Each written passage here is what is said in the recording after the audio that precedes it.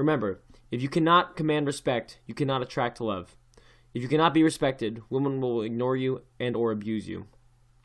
Once upon a time, there was a little boy who was scrawny, cried easily, and was a total wuss. At the age of 10, his father looked down at him disapprovingly. "You are such a wimp," he scolded at his son. The boy cried, but eventually discovered what was wrong with him. He worked out, studied, and utilized himself. He went around the world on the most ferocious quests. He became strong and powerful. He entered politics and became an unstoppable force. He would be shot when giving a speech, but he would pull himself back up to continue the speech. He was President Teddy Roosevelt, one of the more significant characters in America. If that little wimpy boy can become such a character, anyone can be a man. What do guys do today? We try to hide our strength and express our femininity. Take an example of guys. Early on in a relationship, they will show how great they are by cooking for the women. As Auntie Dump said, "Real men are not available. They are climbing mountains, they are swimming across rivers. What are you doing, making spaghetti?" A man does not go through life walking on eggshells. Nice guys think, "Does she like me? How do I get her to like me?" Good guys think, "Should I like her? Should I go for her?" The good guy doesn't think about the girl's interests until they are dating. The good guy looks at all the girls and takes what he wants. Focuses on his dreams. No, this does not include the chick. You must have passion for something in life, something you even want to do for the rest of your life. Does not apologize for his testosterone, for his desires. "Oh, I am so sorry, ladies. I am afflicted with disease known as MALE. It is natural for me to glance at you, your oh so curvaceous body. I am so sorry. Please, please forgive me." Would a woman apologize for her feminine acts? Why should you apologize for your masculinity? The real man question is a slave question. It's to keep you in line, forever working, forever moving, forever in self-doubt, forever second-guessing yourself. Now listen to this clown here. A good example of what you're up against. Now you hear that? This guy, he's saying, you got to think of something beyond the chicks. But you don't want to swear in front of them, and you got to, take care of your mother and all this business. Like, this guy isn't completely about the, pleasing the girls. It's self-contradictory.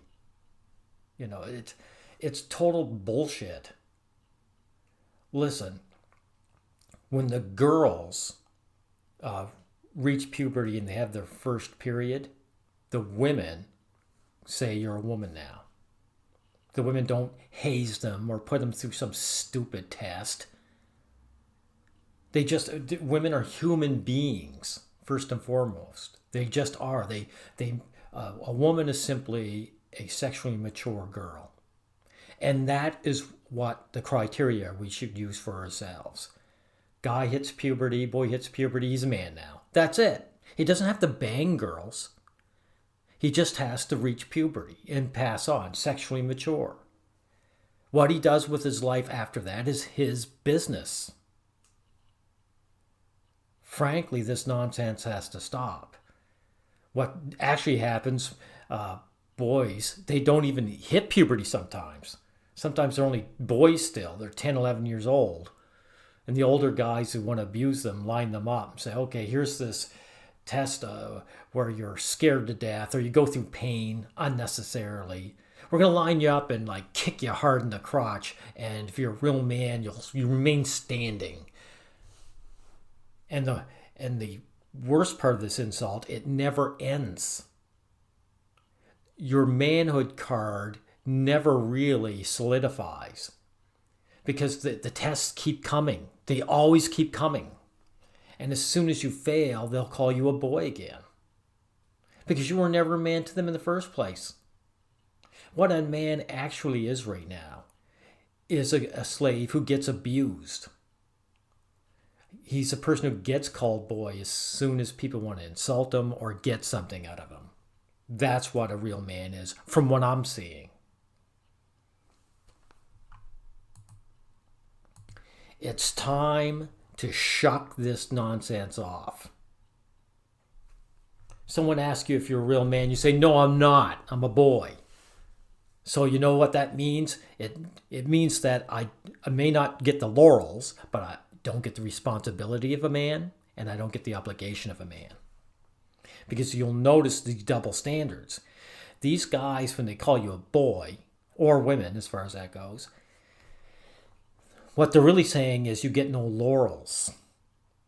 But they still shoulder you with responsibility and obligation that the girls and grown women don't get. Now, I'm no fool.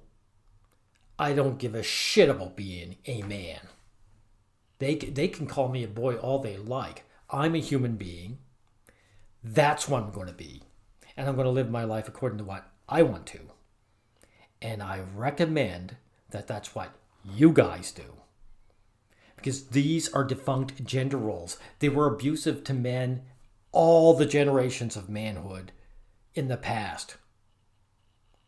But at least it was danger and you had to kick your sons because, it was abuse because someone had to do the dangerous stuff. And so, guys abuse their sons to do these terrible things or deal with these terrible situations. They don't exist anymore. There are no grizzly bears walking down Main Street, which you guys have to use kung fu on with your bare hands. Life is easy. It's safe. Why do you guys have to play the subhuman role?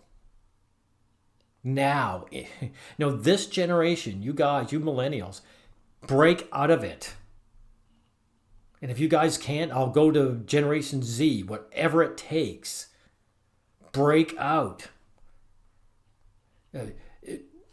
Take on a new identity. Say, no, I am not a real man. I have self-respect. I'll repeat that. I'm not a real man. I have self-respect. I am a human being. That's what you say to these clowns.